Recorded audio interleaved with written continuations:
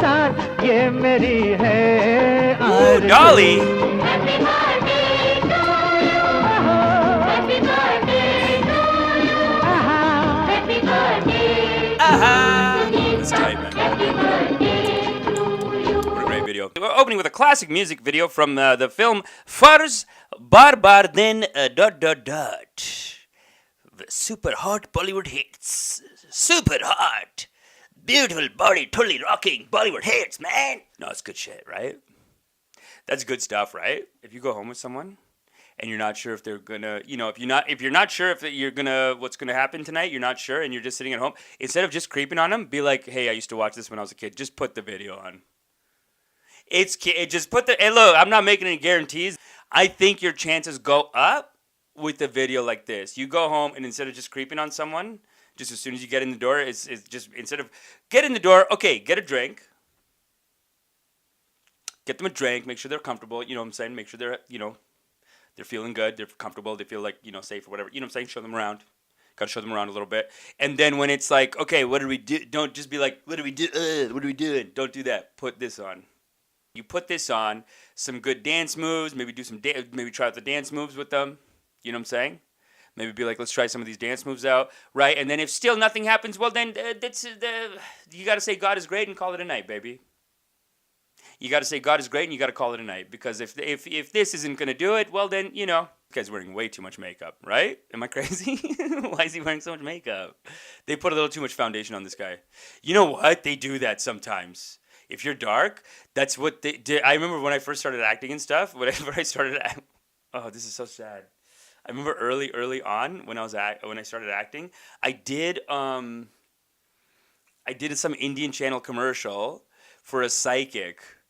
Oh my goodness. If someone could find that video, oh good dear Lord Almighty, that would be just so embarrassing but so funny. I'm so glad I'm a comedian. If I didn't become a comedian and I was like another kind of maybe act like a regular actor, like a super dramatic one, I would be like, oh God, I hope that doesn't come out. Oh, I'm gonna suppress it. No, dude, that would be so fun if that came out. Oh my God, the amount of weird shit I've acted in. When I was young, I acted in so much weird shit. I was in a karate movie, and they just had these like sound effects. It was so funny. That was funny, but it was like a Bollywood karate movie. But then I remember early I played like a guy getting married in one of these commercials for psychic. Because the psychics, okay, basically, if you want to be an Indian psychic, it's all just how soon can you predict my kid's going to get married. That's the whole game, baby. That's the whole game. Done. I'm going to put up this board here. I can't, oh man, I wish I could look at it right now, but I'm going to put up this board here. And I remember it had this astrology sign. It's just out on the street on Gerard. I forgot where it was from, but it just has all of the different things that this guy does, this psychic guy, and one of them was like, enemy problem. Enemy problem? Wow, dude. Are you a psychic or a hitman, dude? Is this guy...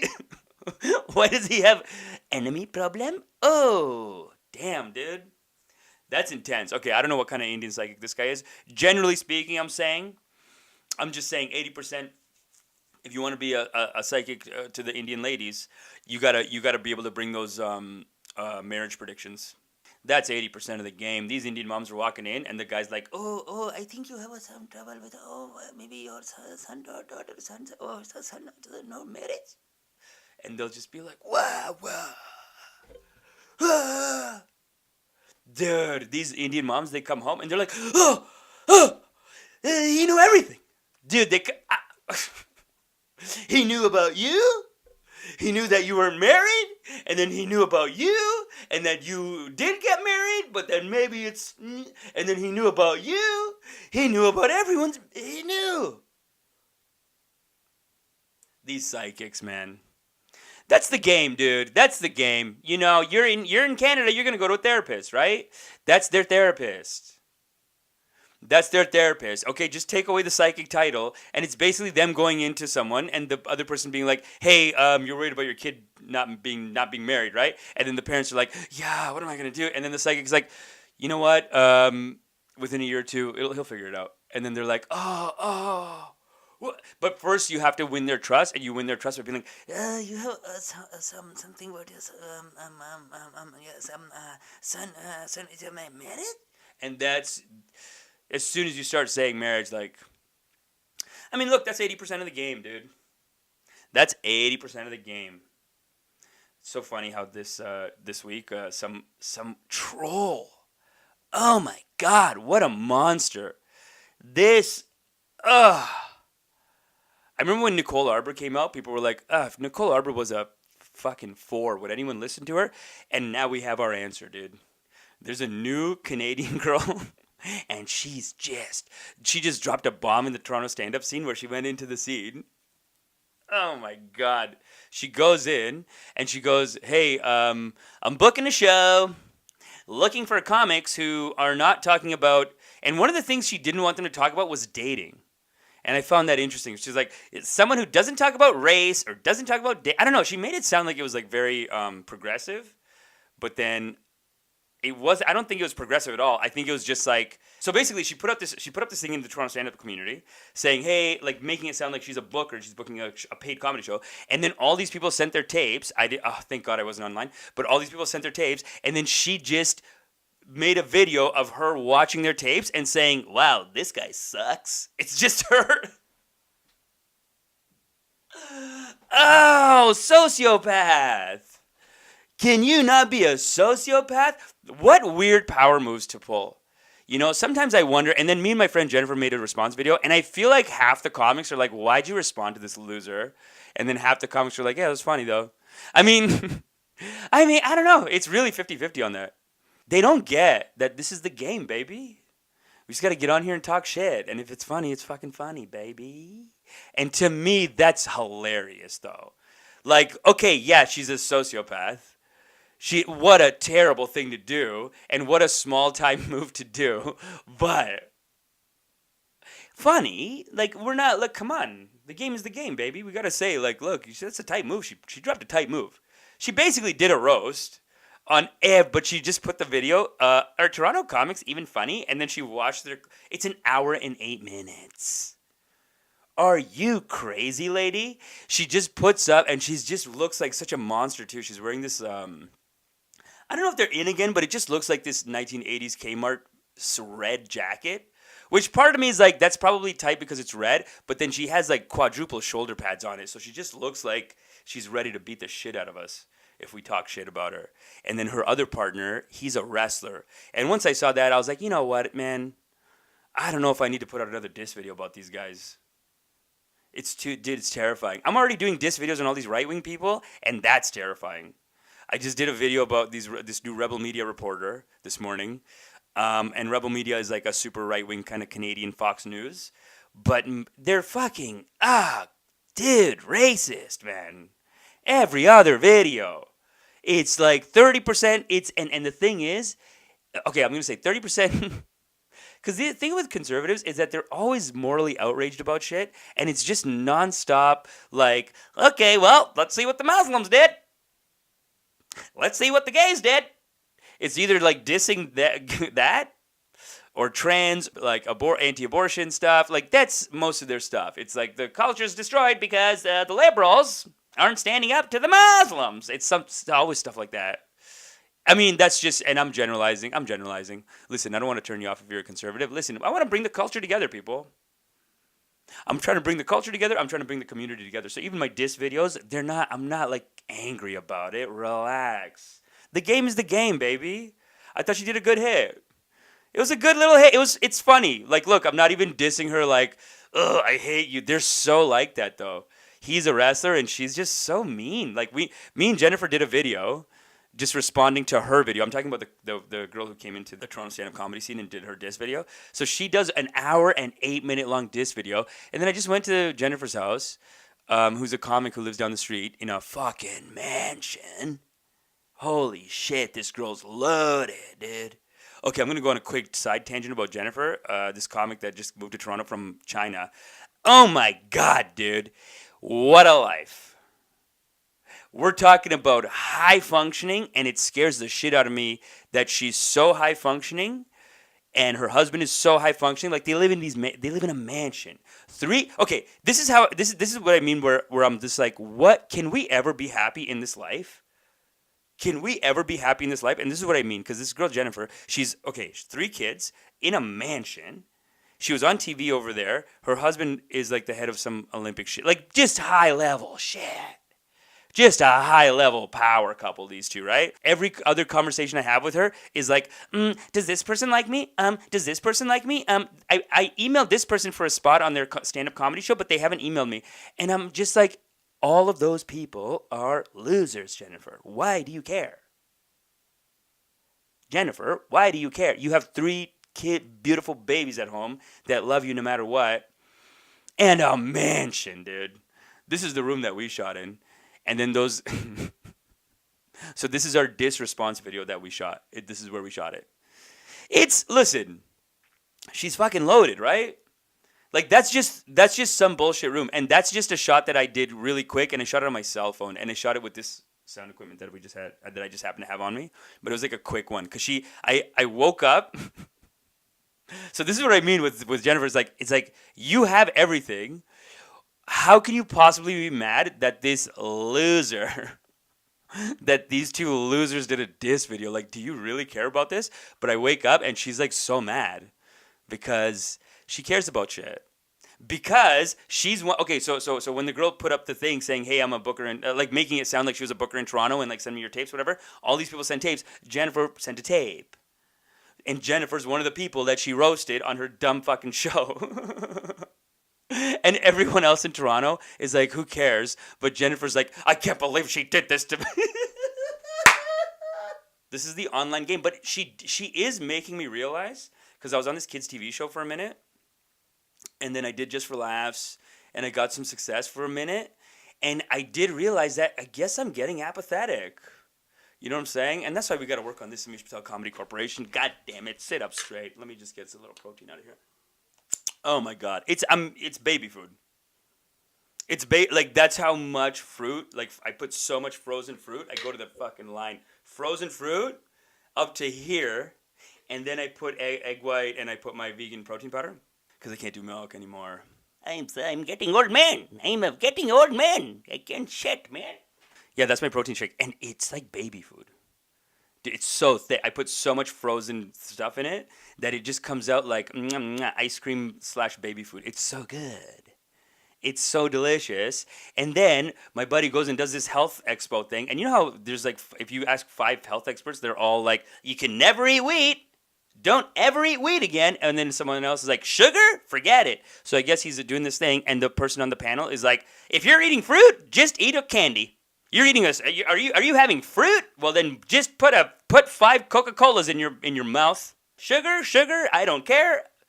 And that's it. This guy had like a no sugar ever kind of a stance, and he's like one of these health experts. So my buddy went to shoot my business partner here at the Kenwood Self Tapes. My business partner went to shoot a thing, and he had to shoot this panelist of like 5 health experts, and then each of them was like, "Don't ever eat this. Don't ever eat this. Don't ever." And so basically, by the end, dude, you can't eat. What are we doing? You can't eat. It is interesting though that the number one thing that's going to kill us right now is that we eat too much. Isn't that such a great life that we have? What a beautiful life that we have. I was watching this Yuval Harari, the writer of Sapiens. I was watching his thing and at his Google Talks, and I love his accent. I'm just gonna make up an accent for him though, because I can't even remember what it was, but I love it. But he basically just sounds like the smartest person. He basically sounds like the smartest person in the world. You know what I'm saying? Because I feel like 10 years ago the smartest person was British, but we've upgraded from that. Now you gotta have kind of like it took. What we are finding is the people are now is in the number one cause of death 500 years ago. It was a. I'm not even doing it right. I'm not even doing it accurate. Don't listen to that and then listen to him and be like, that's not accurate. I'm just making up a voice for him. Super racist. Super racist. My bad on that. I just like doing that though. I just like making up people's accents. It's actually better than nailing it. Like you either want to nail the accent or you want to just do something silly and be like, hey, this is me doing Yuval Harari, the writer of *Sapiens*. This is me doing Harari, the writer of *Sapiens*. What we are finding now is people 500 years ago were dying from because not enough food. Today we find people dying from too much food. Wow. And it's just like 5 things like that. I just make everyone Middle Eastern. It's an issue. So sad though that this Notre Dame. When I saw it, I was like, oh my God, guys. That's so sad that it's burning down like that. It's intense, man. It's heavy on fire. Because it's the scaffolding was on fire. Oh no, guys. That's too sad, man. I'm really sorry, guys. And God is great. But immediately when I saw that, and I hope no one got hurt in it, but immediately when I saw that, I was like, I just pictured 2 like Turkish construction workers, and one of them is having a cigarette, and then the other one's like, no, brother, what you are doing? No cigarette. It would just be funny if the other guy's like, brother, God make us free people, brother. God make us free people. Don't worry, brother. And then, sorry, guys, I'm really sorry about that. My brain thought of it, and we have a very strict corporate mandate to bring these laughs to market. You know what I'm saying? So my brain thought of that, those 2 characters. And then it made me laugh, and, it just wouldn't be right if I didn't bring it to market and just kept that laugh for myself. It wouldn't be right if I just didn't bring that to market. So I really don't want to disrespect the people who are working there or anything like that. I'm really sorry about that, guys. Let's move on, huh? It's so gorgeous, though, that Notre Dame. I was talking like 2 episodes ago about European architecture. Oh, so gorgeous, dude. If you're from Toronto, the first time you go to Europe, you just feel like such a loser, dude. What? Oh my, you're looking at these European buildings covered in gold, diamonds, gorgeous architecture, detail. And then you're like, oh, what do we have in Canada? A dick. We have a cock in the sky. That's Canada. That's the architecture we got. We got a big old dick in the sky. It's like, that's your building? Oh, but it's the tallest. Actually, it's not anymore. Fuck.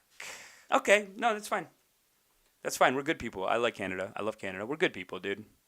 It actually shows you how nice we are. It shows you how nice we are because we're just. I feel like we're the kind of people in Canada that's like, okay, should we go conquer someone and then take their shit?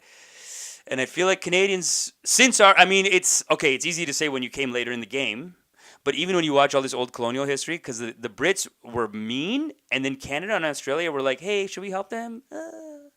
Like during World War II. Churchill hated Indian people. He put down so many rebellions. Like, he really believed, like, these people are below us, and they must be conquered. During World War II, he just purposely starved 5 million people. 3? I really should get numbers like this correct when I do a podcast, but you know what I'm saying. At least 2 million. He just starved them for no reason in India, and it was during World War II. And I guess that was his excuse. But even when he was doing shit like that, Canada, Australia, they were like, hey, we can just send him food. We got food, dude. Hey, dude, we got food, dude. Come on. It really does. When you watch too many colonial documentaries, it really feels like England was mummy. And then the Dominions were like the 2 baby boys. And then India was like that adopted kid. You know what I'm saying? India was the adopted kid. And it's interesting, like, even in a white family, when you adopt a kid, and it's like, if you're a white family and you adopt an Indian kid or a black kid, I'm sure there is something special that the siblings have that maybe one of the parents is kind of like, I didn't want to take this kid.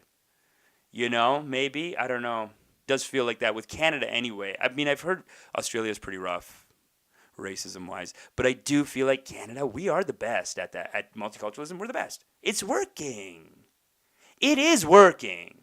And it's working better than anywhere, and we don't even tell people. We're such nice people in Canada. We don't even tell people that, like, hey, it's working here. We don't even tell them. We're so nice. Even with healthcare, I feel bad about Americans because it's like, hey, can you not be, like, fucking losers with no healthcare over there?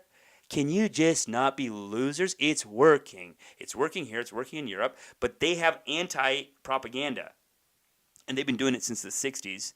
They do this, and it's all anti-communist propaganda. But the anti-communist propaganda was used to not only fund the military-industrial complex. Wow, I sound like a conspiracy theorist right now. I sound like a conspiracy theorist right now, especially because I jumped around so much. But basically, it really does feel like propaganda from rich people who don't want to pay for social programs. You know what I'm saying? And also propaganda from rich people who want to build 5,000 bases around Russia. This is right after World War II. I mean, looking back, it feels like, were these Russians going to come, dude? This is why the Americans don't have good things. Every time they want something good, they're like, oh, if we do something nice, then we're going to be communists. Done.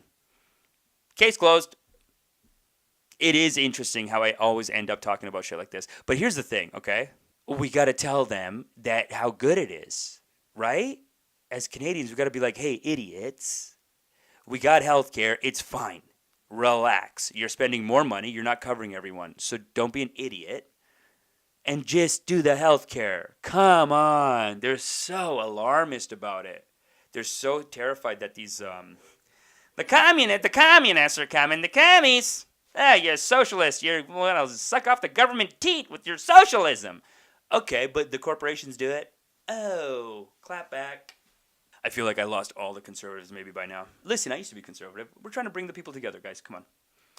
We're trying to bring the people together. Listen to an alternative viewpoint. There's a story about, I was at an audition. This is actually a good, valuable lesson for actors. So this will be a acting masterclass segment, which is one of the segments we do at the Amish Patel Comedy Corporation.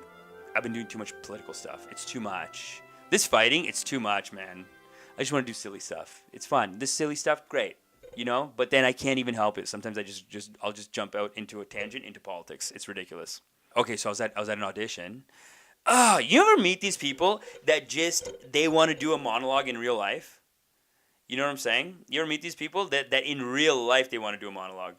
And they're basically kind of walking around, setting themselves up to do a bit of a monologue in real life, though. And look, most people don't do it, but I think more actors and performers, I think most people, if they're having a stressful day, they might try to they're basically, by mistake, you're basically living through a monologue all day, you know?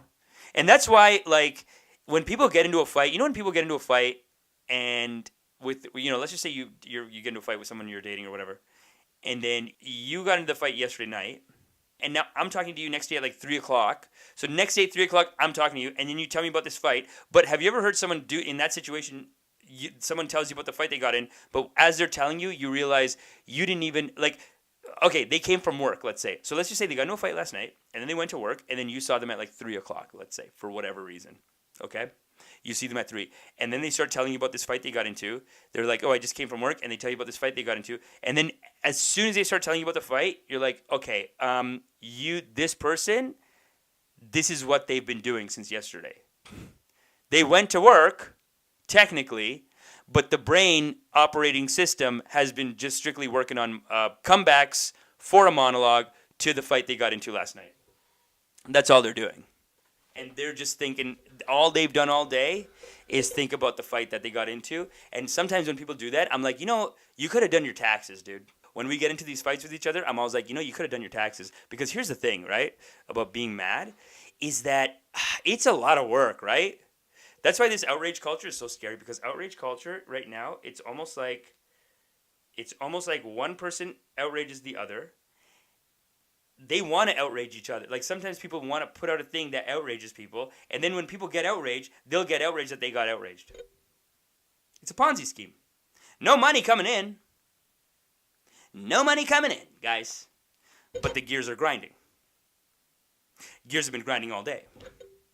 If you get into a fight like that, it's basically like, look, the gears are grinding all day. Gears are grinding all day, but you didn't get any work. Nothing productive has happened. All you've done the whole day is just think about this fight that you got into, and you're just writing a monologue in your head. And you're not even a screenwriter. You're not even a writer. All you've done is just think of monologues all day. Think of little comebacks that you can do. And the gears have been grinding, and you could have done your taxes, is what I'm saying. You could have done your taxes. In fact, I think doing your taxes, it would have been less brain power spent. Because when you get into a fight, when you're mad, you're outraged a little bit, then the whole day, dude, it's like, man, 5 hours? You just spent 5 hours coming up with comebacks. You just spent 5 hours working on your monologue. You know what I'm saying? I feel like actors maybe do this more than regular people, but I was at an audition last year, and this guy comes in, and he's doing this thing where, okay, he's like 50 years old, and he just wants to tell us, he basically makes up an excuse to tell everyone that he's auditioning for a Kiefer Sutherland show. So what he does is he comes in, and he's like, hey, is it okay if I go earlier because I have an audition with Kiefer Sutherland? I have an audition in the what? It started with like I have an audition for the TV show that Kiefer Sutherland is on, and then it became I have an audition and it's a scene with Kiefer Sutherland, and then it became I have to go meet Kiefer Sutherland. Really, he had a line probably with Kiefer. I'm gonna say Kiefer for the rest of this just to keep it simple. He probably had a line, okay? Or maybe he had 2 or 3 lines, whatever, dude. But he's basically like, I was like, do you really need to get over there? Or do you just want to tell everyone that you got a thing with Kiefer? Because either way, unprofesh, dude. And super obvious. And can you not be so excited, dude? We all did a thing with Kiefer. I mean, look, he's a national treasure. We love him. No, I'm not dissing Keefs. But if you're in the game, be a profesh and be in the fucking game, dude. You know, and this is really the acting masterclass lesson of the day. You got to learn how to do your name drops, man. You got to learn how to do your name drops. And I know that sounds like a lot coming from me because I made this poster because last year I was an Emmy nomination applicant. And I went to Just for Laughs and, development deal with Kevin Hart, no big deal. Just had a meeting with CBC and CTV last week about a sitcom. No big deal. But do you see how I did it? I did it in a way that I'm joking. I did it in a way that I'm being a goof about it. And then it's a bit of a comedy loophole that we get to have, but it's a bit of a loophole that I have that, look, that's the only way you can name drop. Because any other name dropping, if you name drop and you're serious about that, and you're like, I'm working with Kiefer Sutherland. If you start doing that, you're basically, what? Is your first rodeo, bro? Your first time at the rodeo, dude? Really? You're going to tell it? Dude, he just came in and every single person, and he was doing that whisper where it's like a whisper, but the loudest, a whisper that the whole room can hear. It's basically he was whisper acting. He was acting. Look, the acting was maybe kind of tight, actually, if I can say that about this guy, because he's a 50-year-old actor, and his acting was pretty good because he really made it seem genuine that like hey, excuse me, is it okay if I... So it started with, hey, I'm auditioning for the TV show. It's one with Kiefer Sutherland. Can I go earlier? Is it okay if I go first? Okay. Excuse me.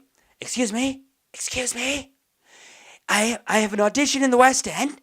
It's with, not supposed to tell anyone, Kiefer Sutherland. Not supposed to tell anyone. But can I go early? Can I go before? Thank you.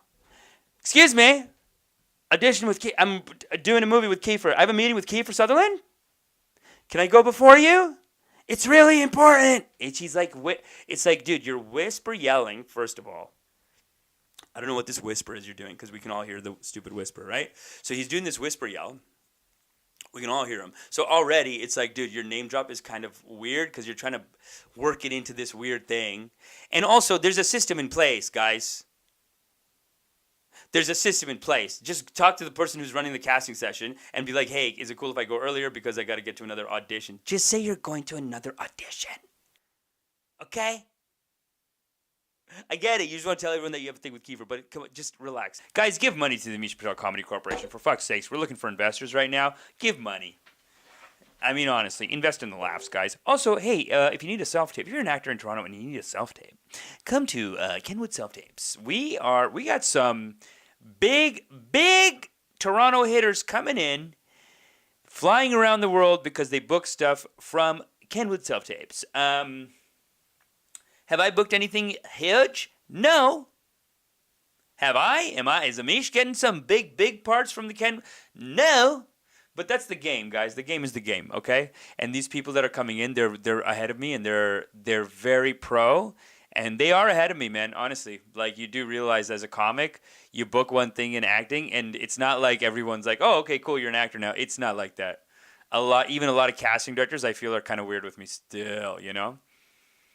There's casting directors that my agent has to be like, I had to ask her like 4 times to see you. And I'm like, Jesus. I'm an Emmy nomination applicant. You know what happens when you're early in your career? They see you being shitty, and then later they don't want to. They're like, "This guy's an idiot. I don't want to bring him in." But it's like, come on, guys. I'm teaching a acting master class here. You know, I mean, it's not really an acting master class. It's just like it's a comedy thing about my experience as an actor. But I think I'm passing on some real lessons here. We're passing on some real lessons. So yeah, and by the way, if you're watching this and you're in the game, share it with someone else who's also in the game, my darlings. Pass it around. You know what I'm saying? Let the people know. I think there's a real lesson coming in this. And if it's not a lesson, I mean, it's a pretty entertaining story. It's pretty funny. Where I'm going to take it at the end, it's pretty funny. Yeah, because this guy. So we're at the audition. Let me get back to the story. Let's continue the story. Did my ads. Support the Amish Patel Comedy Corporation. Laughserup.com. Patreon.com/laughserup. Also, get a self-tape. Kenwood self-tape. Facebook.com/Kenwood self-tapes. Book a self-tape. Our self-tapes are really the tightest, the hottest in the game. Honestly. Like, they're gorgeous. They're gorgeous. And we read with you. Honestly, we should be raising our prices and stuff like that, but... So tapes are gorgeous.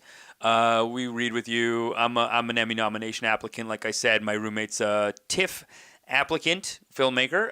But no, we've shot short films together, and he's kind of a producer-director kind of guy.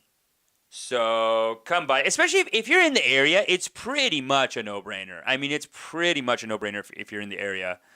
But people are coming in. People are driving in to do tapes with us.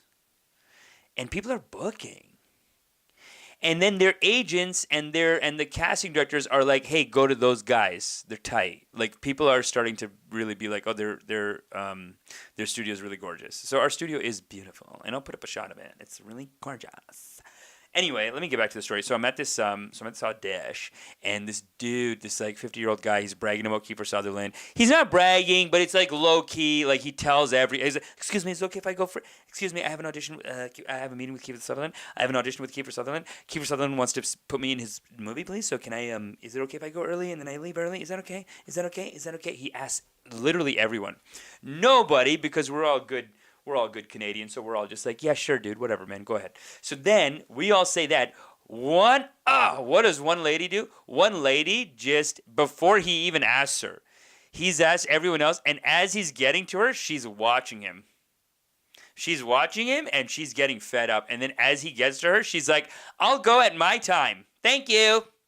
She just clapped back, dude. Nah. She just basically said, "Nah. Nope. And she didn't even say, "Hey, I have an audition too." That's what was so, I really respected this lady. Because she didn't even say, "Yeah, I have an audition too." She basically just said, "I've been waiting, and your time's not more important than my time, and I'm going to go at my time. Thank you." She did one of those, dude. She did a hard, "Thank you. You're not more special than me, and you're not more valuable than me, and I'll go at my allocated time. Thank you. Thanks. Thank you." She did one of those. And you got to respect it, dude. Nobody else had it in them. Nobody else had it in us, I should say. I didn't. I was just like, "Yeah, sure, dude, go ahead, whatever." I thought it was a little fishy, this whole, like, okay, it was weird that he's just name-dropping this Kiefer Sutherland. It's a little relaxed, dude. Anyway, so he does his audition. He comes out. This is what made me say, okay, I gotta do the video. I gotta do the story about this guy. So he does the audition. He comes out, and then he's just fucking hanging out. That's the worst, man. He just gave everyone this dumbass monologue. Basically, I gotta go work with Kiefer, and then he's just chilling the fuck out after the audition. And then you know what he does? I swear to God, he spilled water on his crotch on purpose so he could do this dumbass bit where he goes like this. This is what he's doing. He's doing like this. He's like, "Hey, did I spill water, or is that my tinkle?" Ah! He's trying to do this bit. He's basically doing this bit where he's like, this is how the bit was. It was kind of like that old Louis C.K. bit where he's talking about how his asshole doesn't work well anymore. But the way this guy did it is he's like, "Is that water, or did I just did a little bit of tinkle come back out? Because at my age, doesn't work too good. So you get a little tinkle, and then you get a little tinkle after the tinkle." Ah! And he was doing that. He was doing this like bit, basically. He's just doing this, like, I guess he's adding, this is the comedic portion of his monologue. He's the comedic portion of his monologue, and and I started laughing. Dude, there's like a 20-year-old, and he's just like just putting his crotch in front of like, hey, is that a? You think I spilled water on myself, or you think that's a little tinkle? Because at my age, you get a little tinkle after the tinkle. Ah! He was doing this bit, and I'm like, and I started laughing. Dude, there's like a 20-year-old. And you know how 20-year-olds look like they're 15? But she was probably just 20. But still, dude, he's like just like extending his crotch and like, hey, what do you think? What do you think that is? He's doing this to everyone on his way out instead of fucking leaving to his dumbass audition. So he's doing this in front of everyone. And then, but here's the worst. This is why I laughed though. You know, I just want to say this for anyone who's in the room because nobody was laughing at this bit. Every single person was like, okay. Everyone was like, what? Are you, like, don't you have to go? Like, people were like, why are you still here or whatever, right?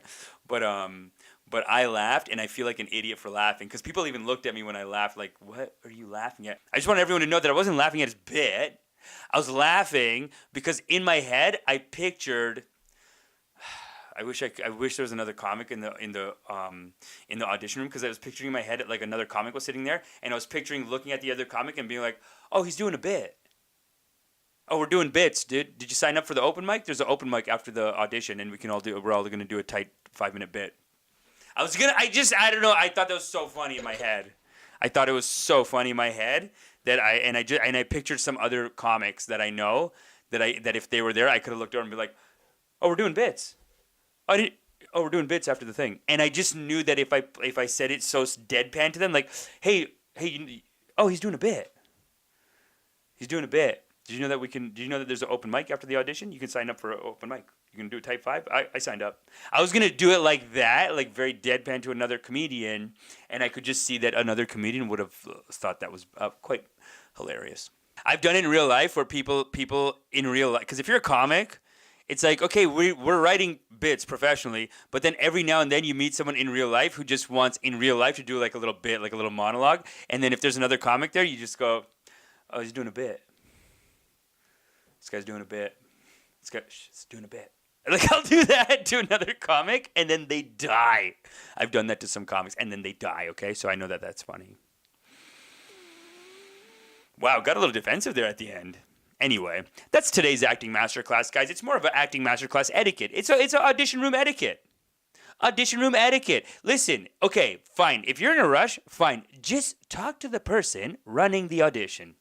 We have a system for this. I hate when there's a system in place and then someone tries to be extra and make up another system. It's like, dude, we have a system in place for this. If you want to get in and out early, you talk to the person running the audition. The person running the audition will make one announcement saying, hey, is anyone in a rush? Is it okay if I put one person ahead of you guys? Cool. Done. That's the system that we're all operating under. You don't need to come in and be like, hey, I have a thing with Kiefer. Hey, I have a thing with Kiefer. Hey, I have a thing with Kiefer. Hey, me and Kiefer. Hey, I got to suck Kiefer's dick. Can you stop it, dude? Relax. Dude, this guy went from like, I have an audition with Kiefer Sutherland to I'm going to go bang Kiefer Sutherland in his butt. Basically. Like, that's the attitude he was saying it with. He was acting like he just got a booty call from Kiefer Sutherland and Kiefer Sutherland was the bottom. And you know what? That's rude because it makes it sound like the bottom is worse. I've heard that actually bottoms are better. Being bottom is better. So I just want to be clear on that. I think we're at the end of the episode, guys. This is a acting masterclass with your host Amish Patel, and today we have covered a very important lesson, a little bit of etiquette in the audition room. You know what I'm saying? Just a little bit of etiquette on how to act right in the audition room. Okay, if you want to go in earlier before people, talk to the person. Okay, talk to the person running the audition. You don't need to tell everyone that you got a thing with Kiefer. Okay. You don't need to tell everyone that you got a thing with Kiefer. Just relax, baby. And also, if you're 50, don't name drop. That's the other lesson of the day. Learn how to name drop, which is don't name drop. Unless you're a comedian and you can do it as a joke. Like, you have to do it as a joke like you're making fun of a loser who would name drop. That's what a name drop is. Because here's the thing with name dropping. And I know I do it a lot. And I know I've done it like 5 times. But here's the thing with name dropping, okay? Here's the issue that I have with it. With when other people do it. When I do it, I think it's hilarious and maybe a little obnoxious, but it is funny. It's silly. But I think my problem with other people name dropping is when other people name drop, they name drop in a way that it's like what you're kind of telling people is that you don't got it in here, baby. Do you understand what I'm saying? This is really a lesson in believing in yourself, goddammit. You gotta believe in yourself. God is great, and God make us great, my darlings. Even if you don't have fucking any credits under your belt, it's great, dude. I'm sure you're fantastic. Don't even be like that. You know what I'm saying? Don't sit there thinking, oh man, what have I booked? Don't worry about it, my darlings. Yeah, no, am I an Emmy nomination applicant because I played a dad on a kid's TV show, 5 seasons in a movie? Yeah, sure, yeah, that's me, but that doesn't mean that in God's eyes I'm not better than you. Okay, I'm not going to sit here and name drop in this arrogant way that's like I'm so much better. It's like a joke name drop. I just feel like some people name drop and I want to be like, hey, baby, believe in yourself, okay? It's okay. It's really in the tone and how you say it, because some people name drop and I just want to be like, it's okay. It's okay. You're doing, you know what? You're great just the way the Lord made you. I just want to say that to them sometimes. I just want to be like, are you okay though? You're good just the way the Lord made you. You don't need to tell everyone all the time your credits. Just be cool, man. Just be cool to hang out with. I'm telling you, even for networking, that's the big thing, man. I mean, I guess it's 50-50 because in sales, and I do want to make sure that I don't say any wrong information in this acting masterclass because technically I'm not an acting coach. Technically, no, but I have been here forever, and I can just tell because sometimes I talk to 20-year-olds and they're so scared and they're so nervous, and they need someone to just be like, hey, it's cool. Don't worry about it. And that might be true for acting, and it might be true for life. And sometimes I feel like that's what these podcasts are. It's just old fucks talking to young fucks and being like, hey, man, it's cool. I did all that stuff. Okay? Here's a couple of, here's what you should do. And here's some psychological tricks to make the process kind of fun, kind of silly. I feel like that's kind of what we do as podcasters, especially as comedians, obviously. But I feel like as podcast and like radio hosts, your job is to be like, okay, I'm old and I went through all that already, so I'm just going to tell you, here's how to just chill out and have a little less anxiety. Just chill, baby. You don't need to name drop. It's so goofy when you name drop. And I'm talking about, look, and again, I'm doing, it just sounds like I'm really, because I do it a lot in the videos, but in real life, let me just tell you a quick story about in real life. Okay, let me end it with this. Because in real life, I remember when I first booked this kids' TV show that I'm on, and I would tell people that I play a dad on a kids' TV show, and I remember it was the biggest turnoff.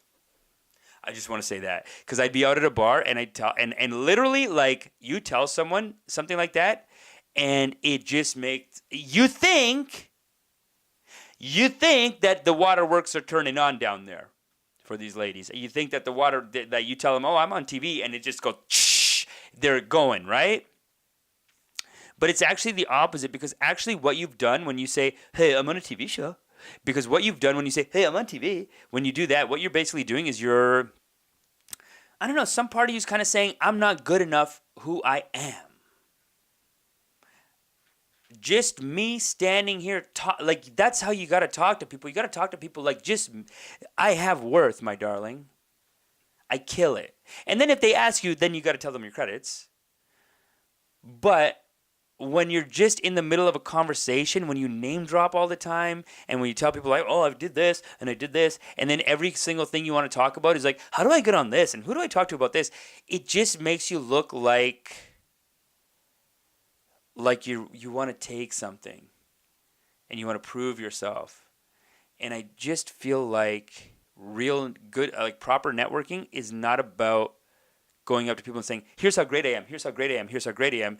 Good networking, from what I've heard from all these business things, is about, a little bit it's about telling them how great they are, right? Because a little bit what happens is you tell people how great you are, and then other people kind of go, oh, man, I want to just go home and get to work on some shit. You know what I mean? Like, there's some people who name drop so much that the people they're talking to are like, man, what am I doing with my life? You know, they kind of have that feeling. But I think good networking is like making friends, man. You know, you don't make a friend because like, look how great I am, look what I did. You make a friend because you're just cool to hang with, baby. You're cool to hang with, and then when you tell them I've been on this and this, it's like, oh, cool. It's a nice little bonus. It's a nice little bonus. That's what it's supposed to be. It's not supposed to be you open the conversation with, oh, hey, I'm on TV. That's too much in conversation. But if you got a podcast, then you kind of have to do it. And if you're a comedian, you can pull it off the way I'm doing it. So that's okay. Anyway, that's the end of the episode. Thank you guys so much for listening. My name is Amish Patel. I love you, and God is great. God is great. Okay. My name is Amish Patel. Anyway, that's all I have to say about that. My name is Amish Patel, CEO of the Amish Patel Comedy Corporation. I love you, and God is great. God is great. Put your hands up!